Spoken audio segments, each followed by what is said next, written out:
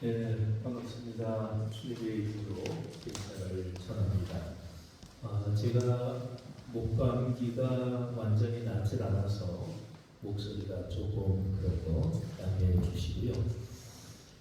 우리 정수길 목사님 또 오선수 선교사님 꽤 오래전부터 알고 있었고 또 두 아들이 같이 포함해서 정 목사님 가족 제 기도 제목에 늘 있었던 분인데 이렇게 바이로이트 방문해서 우리 정 목사님 가족 만나게 된 것도 감사하고 더군다나 이 교회에 와서 말씀을 전하게 돼서 크게 기쁩니다. 하나님께서 오늘 설교 말씀을 통해서 우리 귀한 공동체 여러분 한 사람 한 사람에게 은혜를 주실 것입니다. 고맙습니다. 제가 먼저 질문을 하나 드리겠습니다. 근데 긴장하실 필요는 없고요. 간단한 질문입니다. 그러나 제가 드리는 이 질문이 어떤 사람에게는 쉬운 질문이 아닐 수도 있을 것입니다. 신앙생활에서 복을 경험하고 누리며 사십니까? 질문 한 번 더 던질까요? 신앙생활에서 복을 경험하며 누리며 사십니까? 이 질문을 들으면서 그냥 금방 나는 그리스도인으로서 복을 경험하며 누리며 살고 있습니다 하고 대답하는 분도 있을 것입니다. 그러나 반대로 요즘 내 신앙생활이 좀 많이 흐트러져서요 신앙의 복을 넉넉하게 경험하고 있지는 못합니다 하는 사람도 있을 것입니다. 아니면 또 어떤 사람은 그 신앙생활하면서 복에 대한 얘기는 많이 들었는데 그렇게 질문을 하시니까 과연 신앙생활의 복이 무엇인지 정확하게 알고 싶네요 하는 사람도 있을 것입니다. 자, 제가 던진 이 질문에 정확하게 답을 하려면 두 가지를 점검해야 합니다. 자, 첫째는 신앙생활의 본질이 무엇인가 이거를 확인하는 것이고 그 다음에 다른 하나는 기독교 신앙에서 말하는 복이 무엇인지 이거를 정의하는 것입니다.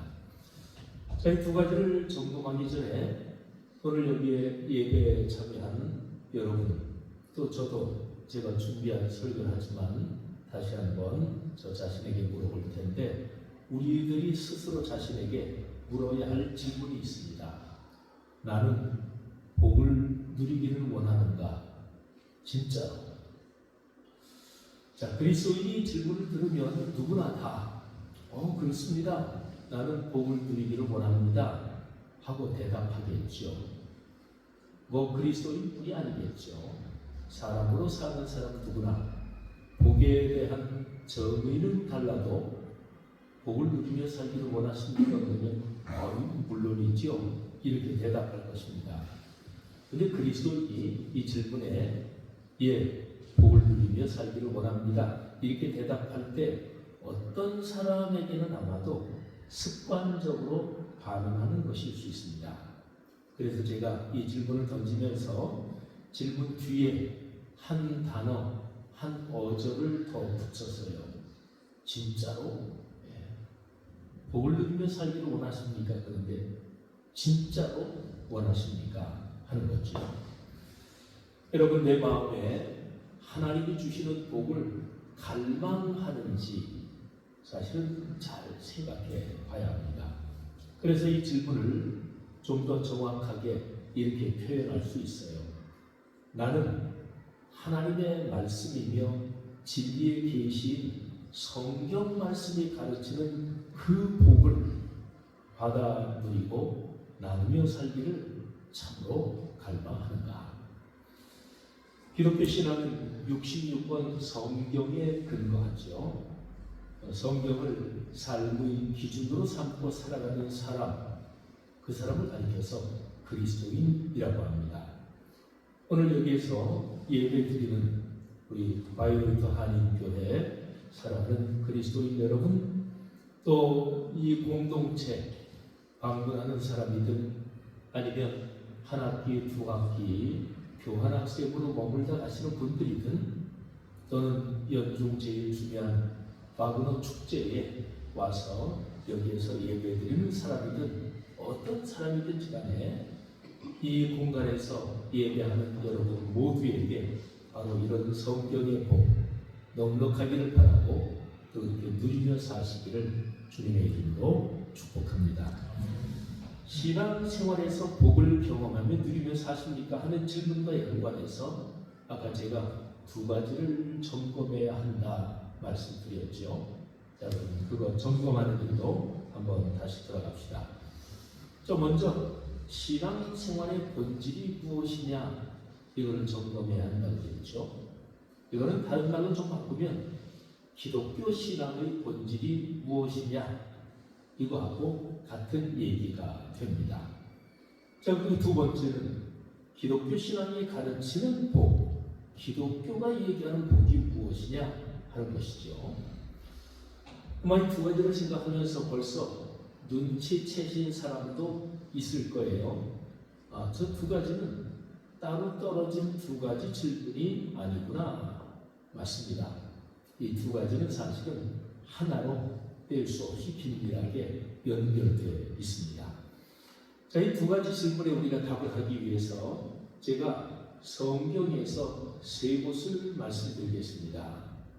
자, 첫 번째는 성경의 제일 처음 책, 그러니까 창세기 1장에서 제가 한 구절을 말씀드리고, 두 번째는 성경의 제일 마지막 책 요한계시록에서 한 구절을 말씀드리고, 그리고 세 번째 구절은 처음과 마지막을 말씀드렸으니까 성경의 한가운데서 또 한 구절을 말씀드리겠습니다.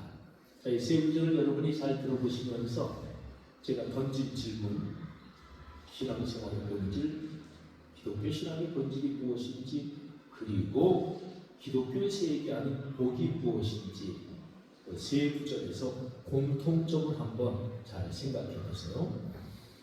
자, 첫 번째 구절, 창세기 2장 2절입니다. 자, 우리 성경 구절이 아마 화면에 뜰 텐데 다 함께 읽겠습니다. 하나님이 일곱째 날을 복되게 하사 거룩하게 하셨으니 이는 하나님이 그 창조하시며 만지시던 모든 일을 마치시고 그날에 안식하셨습니다. 자, 두 번째 구절입니다. 요한계시록 1장 3절입니다. 또 모두 함께 읽겠습니다. 이 일의 말씀을 자와 듣는 자와 그 가운데 기록한 것을 지키는 자는 복이 있나니 때가 가까우니라. 자, 성경 한가운데 있는 말씀으로는 시간과 존재의 역사 한가운데 오신 예수 그리스도께서 이 땅에 계실 때 하신 말씀입니다. 누가복음 11장 28절인데요. 자, 뜻을 생각하며 함께 읽읍시다. 예수께서 이르시되 오히려 하나님의 말씀을 듣고 지키는 자가 복이 있느니라 하시더라. 아멘. 자, 어떻습니까? 세 구절의 공통점이 무엇입니까? 첫 번째 구절은 조금 생각해 봐야 알겠고, 두 번째, 세 번째 구절은 공통점이 사실 금방 눈에 보입니다. 창세기 구절은 하나님께서 말씀으로 천지를 만드신 후에 안식일을 제정하시면서 안식일에 복을 걸어 놓으셨다 하는 내용입니다. 안식일은 말씀의 창조를 기억하면서 말씀 안에서라는 얘기는 곧 하나님 안에서 그 같은 말인데, 말씀 안에서 안식을 누리는 날, 이게 바로 안식일입니다. 요한계시록의 구절은 말씀을 지키는 사람, 그 말씀이 삶이 되는 그 사람에게 복이 있다 하는 내용이죠. 누가복음의 구절은 예수님의 가르침을 듣고 있던 사람 중에서 어떤 여인이 저렇게 귀한 말씀을 가르치는 저분을 낳은 어머니가 얼마나 복이 있나 하고 감탄을 해요. 그랬더니 예수님이 그 여인의 얘기를 듣고서 하시는 얘기가 말씀을 듣고 삶에서 실천하는 사람이 오히려 복이 있다. 이렇게 말씀하시는 내용입니다. 자, 세 구절의 공통점이 명확하지요. 두 단어, 말씀, 삶. 그러니까 말씀이 삶이 되는 것이 복이다. 그 사람에게 복이 있다 하는 내용이죠. 하나님의 말씀이 삶의 일상에서 작동하는 것, 성경 말씀이 현재 진행형으로 삶으로 살아 움직이는 것, 그러니까 말씀이 삶이 되는 거룩한 운동, 이것이 바로 성경이 가르치는 신앙입니다. 그러니까 신앙생활의 중심, 곧 기독교 신앙의 본질은 성경 말씀이 삶이 되는 것입니다. 그러면 기독교 신앙의 복도 마찬가지입니다. 66권 성경 말씀이 내 삶이 되는 것, 이것이 복입니다. 사랑하는 그리스도인 여러분, 여러분이 걸어가는 신앙생활의 여정에 제가 지금 말씀드리는 이런 복이 맑은 시내처럼 또 넉넉한 강물처럼 흐르기를 주님의 이름으로 축복합니다. 자, 그러면 나 진짜 그렇게 살고 싶다, 그렇게 갈망하는 사람에게는 거의 누구나 다 다음과 같은 질문이 떠오를 거예요. 그러면 어떻게 해야 하나님의 말씀이 내 삶이 되지? 그렇죠. 말씀이 삶이 돼야 복이 있다고 했으니까 어떻게 해야 말씀이 삶이 되는 거지? 자, 다음의 문장을 내용을 깊이 생각하며 천천히 한번 모두 함께 읽어보겠습니다. 어떻게 해야 말씀이 삶이 되는지 거기에 대한 내용을 제가 문장으로 구성했어요. 한번 같이 읽죠. 그 방법이 말씀 묵상입니다. 성경 말씀을 내 삶과 오늘의 세계와 연관하여 깊이 생각하며 묵상하는 것, 성령님이 그 말씀을 깨닫게 하시고 더 나아가 그 깨달음에 순명할 수 있게 하시는 것, 그래서 말씀이 작동하는 것을 누리며 내 삶이 아름답게 변하는 것, 하여 내 삶이 그리스도의 편지가 되고 다른 사람의 희망이 되는 것, 내가 그리스도인으로서 세상의 소금과 빛으로 사는 것, 이를 위한 신앙의 훈련이 말씀 묵상입니다. 제가 말씀 묵상이라는 단어를 쓸 때는 한국교회, 저는 한국교회 이런 표현을 쓸 때는 미주, 유럽, 아프리카, 전 세계 해외에 있는 한인교회를 같이 포함하는 단어로 쓰는데요. 제가 말씀 묵상 이런 표현을 쓸 때 보통 한국교회에서 많이 쓰는 큐티, 이거하고 일단은 같은 뜻으로 보시면 돼요.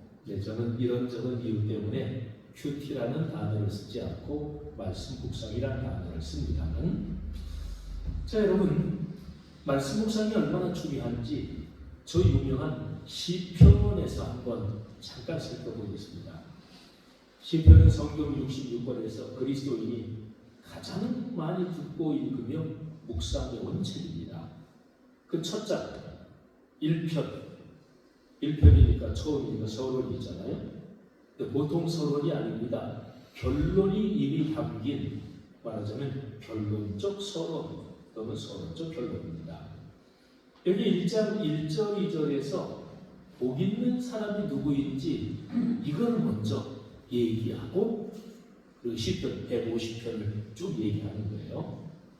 복 있는 사람은 오직 여호와의 율법을 즐거워하여 그의 율법을, 그러니까 하나님의 말씀을 주야로 묵상하는도다. 아주 명확하죠. 말씀 묵상하며 사는 사람이 복이 있습니다. 자, 이거를 좀 뒤집어 볼까요? 말씀을 묵상하지 않는 사람은 하나님께서 주시는 복을 누리지 못합니다. 자, 여러분 보세요. 말씀이 삶이 되는 일이 엄청나게 중요하잖아요. 그래야 그리스도인답게 복을 누리며 살 수 있는 것이니까요. 그래야 하나님께서 창조하신 사람답게 행복하게 살 수 있는 것이니까 말입니다. 그러면 이토록 중요한 일에 관해서 예수 그리스도께서 가르침을 주지 않으셨겠어요? 당연히 가르침을 주셨겠지요. 그 내용이 바로 오늘 제 설교 본문 누가복음 10장 25절부터 37절에 기록되어 있습니다. 자, 먼저 제가 오늘 설교 본문의 구조를 말씀드리겠습니다. 오늘 본문은 두 덩어리로 나눌 수가 있습니다. 25절부터 28절 그리고 29절부터 마지막 37절. 그런데 두 덩어리는 구조가 똑같아요.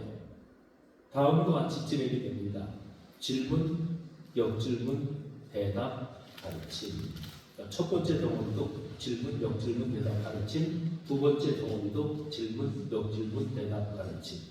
여러분 화면에 아마 그 네 단어가 뜰 텐데 한번 같이 읽어볼까요? 시작. 질문, 역질문, 대답, 가르침. 자, 여러분 우리 모두 한번 IQ 테스트 혹은 여기 치매 걱정하실 나이 있는 사람은 없을 것 같은데 요즘은 젊은 사람들도 디지털 치매 있다고 하니까 자, 화면 보지 않고 네 가지 단어 한번 다 같이 해볼까요? 질문, 역질문, 대답, 가르침. 헷갈리시는 분들은 빨리 병원에 한번 가보시면 되고요.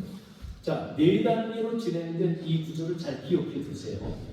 자, 본문에서 어떤 율법 교사가 사실은 꼬투리를 잡으려고 예수님을 공격하고 있습니다.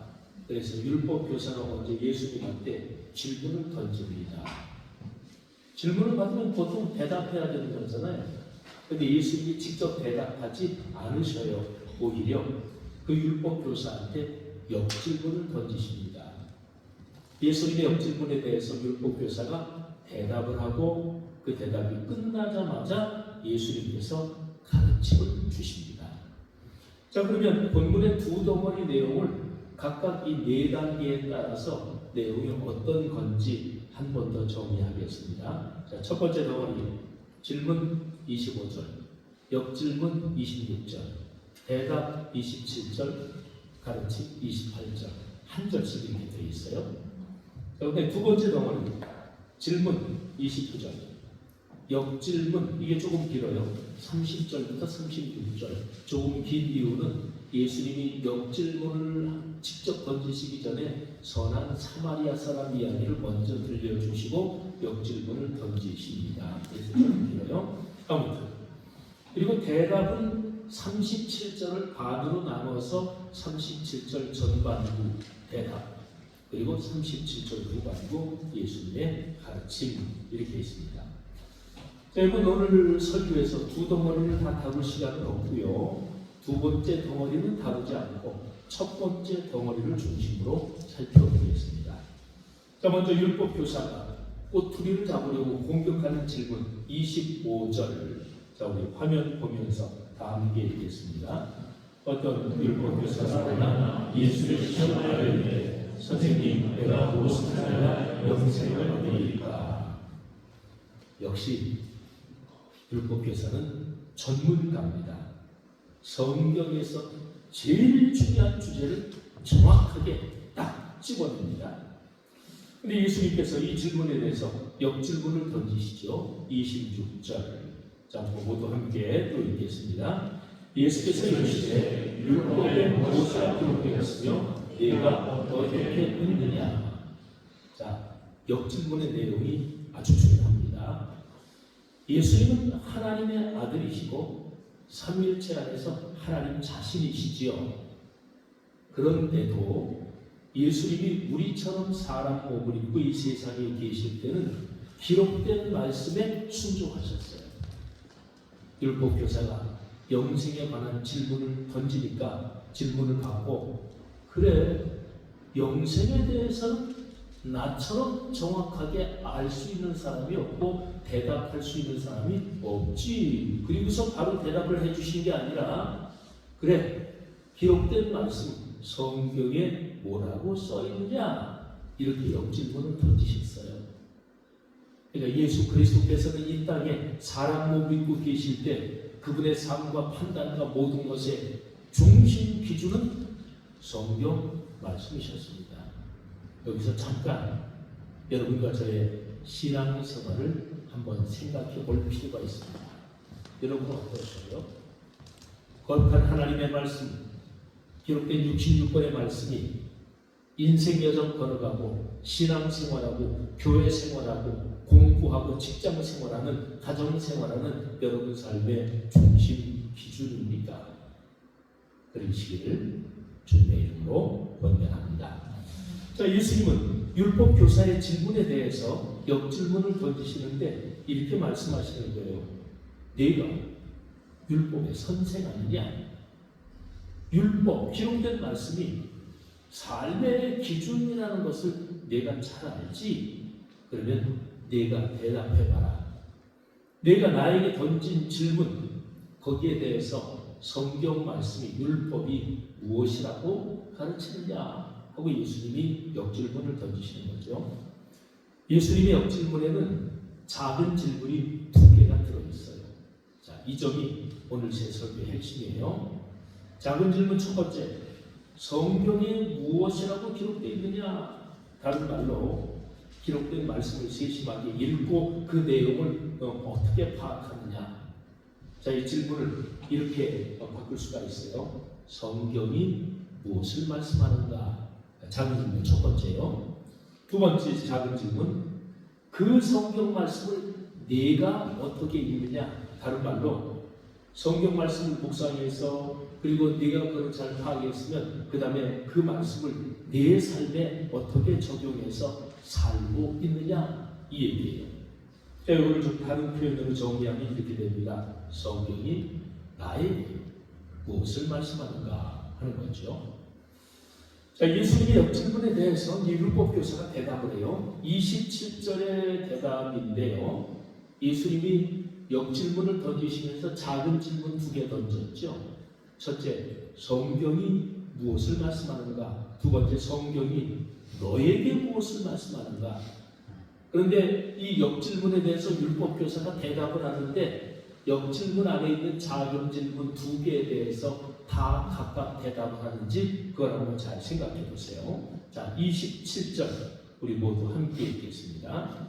대답하여 이르되 내 마음을 다하며 목숨을 다하며 힘을 다하며 힘을 다하여 주 너희 하나님을 사랑하고 또한 내 이웃을 내 자신같이 사랑하라 하였나이다.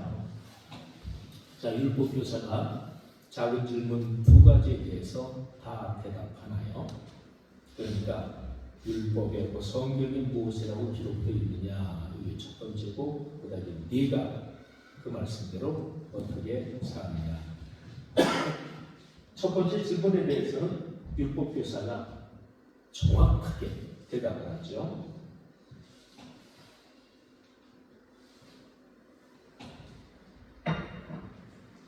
이 사람은 율법의 전문가니까 100점짜리 대답을 합니다. 그런데 두 번째 질문에는 대답을 하지 않습니다.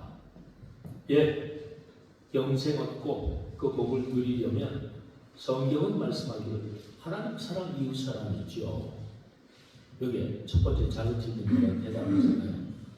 두 번째를 율법교사가 대답을 했다면 이런 얘기가 되는 거죠. 하나님 사랑, 이웃 사랑인데 제가 요즘 그 말씀대로 사는 게 잘 안 됩니다. 또는 이런 점은 제가 생각해도 하나님 보시기에도 칭찬받을 만한 것 같습니다. 어떤 식으로든지 그 말씀을 내가 어떻게 사는지 거기에 대해서는 대답하지 않습니다. 여러분, 성경 지식을 많이 갖는 것, 그리고 내가 가진 성경 지식 그 말씀 중에서 한두 구절이라도 겸허하게 순종해서 사는 것, 이 2가지 중에서 어떤 것이 더 어려울까요? 당연하죠. 지식 갖는 것보다 그 지식대로 사는 것이 더 어렵습니다. 그리스도인 중에서 성경 지식이 많은 사람이 있습니다. 성경의 진리에 관해서 욕구가 많은 사람이 있어요. 누구나 그렇지는 않지만 어떤 그리스도인은 신학서적, 보통 신앙서적들이 있잖아요. 그 정도가 아니라 신학서적이 있기도 합니다. 그것은 좋은 일이고 칭찬할 만한 일입니다. 그러나 이런 사람 중에서 말씀의 실천에는 별 관심이 없다. 그러면 그 사람의 신앙은 망가집니다. 성경 지식과 어쭙지 않은 신학적 지식으로 교만해서 망합니다. 교회 생활에서 자기 생각대로 판단하면서 문제를 일으킵니다. 그러니까 기독교 신앙에서 참으로 중요한 것은 말씀의 실천, 말씀이 삶이 되는 것이죠. 말씀에 대한 순종과 순명으로 내 삶이 변하는 것입니다. 여기에서 거룩한 영향력이 생깁니다. 하나님의 말씀이 내 삶이 되는 현재 진행형의 운동, 이것이 바로 기독교 신앙이고 이걸 가리켜서 하나님 나라 운동이라고 하죠. 자, 이제 첫 번째 덩어리에서 마지막으로 예수님께서 율법교사에게 가르침을 주시는데 잘 보세요. 예수님께서 삶의 순종, 삶의 변화를 강조하십니다. 자, 28절 말씀 우리 다 함께 읽겠습니다. 예수께서 이르시되 예배가 옳도다 이를 행하라 그러면 살리라 하시니. 자, 오늘 설교 본문이 같은 구조의 두 덩어리로 구성되어 있다고 말씀드렸죠. 그런데 두 덩어리마다 제일 끝머리가 가르침이에요. 첫 번째 덩어리에서는 28절, 두 번째 덩어리는 오늘 제가 다루진 않습니다만 두 번째 덩어리에도 제일 끝에 가르침이 있는데 37절 후반부.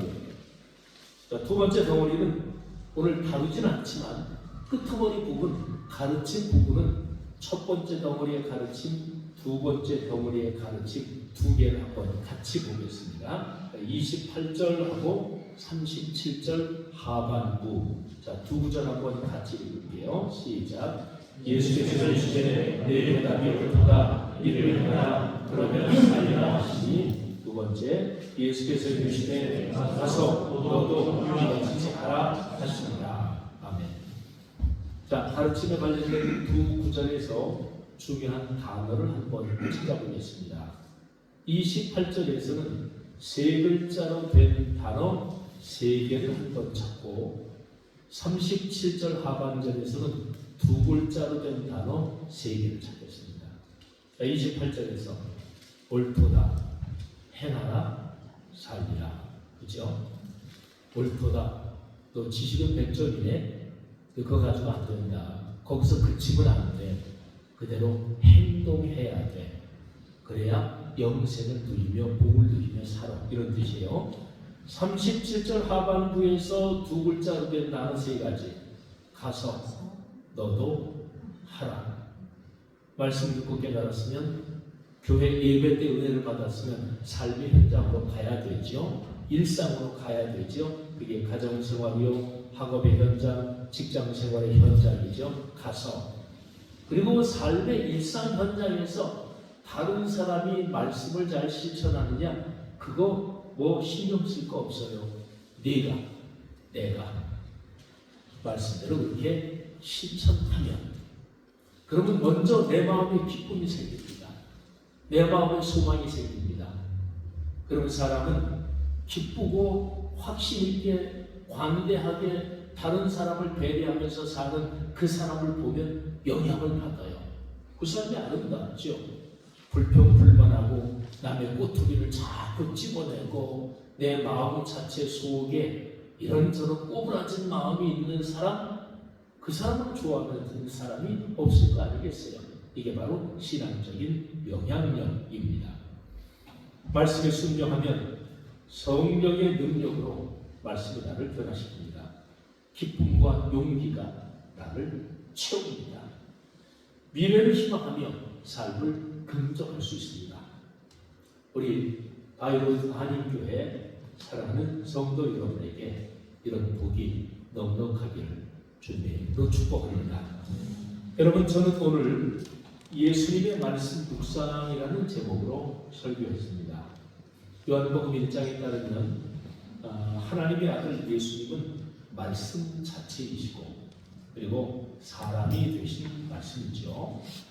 그렇다면 요한복음 10장 25절부터 37절의 본문은 말씀 묵상이라는 주제에 관해서는 저자 직감이에요. 하잖아요. 예수님, 그분이 말씀 자체이시니까 말씀을 묵상하는 방법은 이런 거야. 말씀이 살이 되는 게 이런 거야. 오늘 누가 보면 저자 직감이죠. 제가 말씀드린 대로 말씀 묵상이라고 표현한 것은 한국교에서 보통 큐티라고 부르는 것과 같은 뜻입니다. 말씀 묵상 큐티 어떤 표현을 써도 상관이 없어요. 중요한 것은 말씀이 삶이 되는 것이지요. 예수님의 작은 질문에 포함된 두 가지 그 내용을 늘 마음에 기억하는 것이 중요합니다.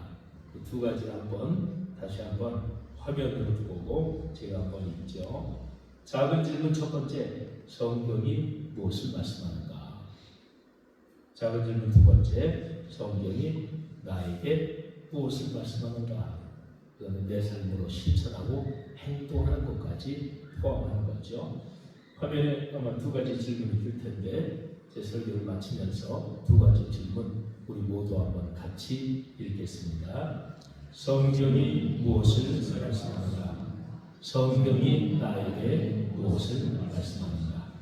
자, 기도하겠습니다. 이 시간에 우리 각자가 오늘 들은 설교 말씀 기억하면서 설교 말씀 중에 특별히 내 마음에 와닿은 부분, 그 부분은 적어도 하나님이 오늘 예배, 오늘 설교 때 나에게 주신 말씀이에요. 적어도 설교를 들으면서 내 마음에 와닿은 부분, 그거는 격려일 수도 있고 꾸지람일 수도 있습니다. 그런데 하나님의 꾸지람처럼 큰 축복은 없는 거죠. 그러니까 내 마음에 와닿은 부분을 특별히 마음에 꼭 끌어안고 결단하며 하나님 주신 말씀대로 그렇게 순종해서 삶에서 행동하겠습니다. 이렇게 각자가 한번 결단하며 기도하겠습니다. 각자가 조용한 목소리로 이렇게 기도하고 제가 마무리 기도하겠습니다. 다 함께 기도하죠. 하나님 아버지 은혜 감사합니다. 오늘 설교 말씀 통해서 우리 각자에게 와닿은 은혜를 붙잡고 기도합니다. 제가 설교를 했지만 그 말씀하시기를 제 마음속에 끌어왔습니다. 예수님께서 가르치신 말씀하시오. 성경이 무슨 말씀입니까? 성경이 나에게 무슨 말씀입니까? 하나님, 그런 우리에게 들려주시고 저희에게 보여주시고 세아해 주시고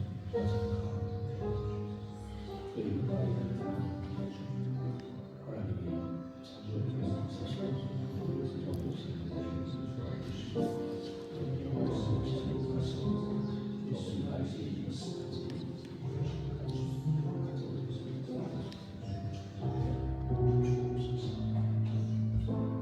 하나님 아버지, 오늘 설교에서 하나님이 우리 각 사람에게 다정하게 건네주신 말씀 우리가 마음에 끌어안고 새기며 각자가 결단하게 기도했습니다. 이 결단의 기도대로 우리의 삶이 그렇게 아름다워지고 복되게 하옵소서. 예수 그리스도 이름으로 감사하며 기도드립니다. 아멘.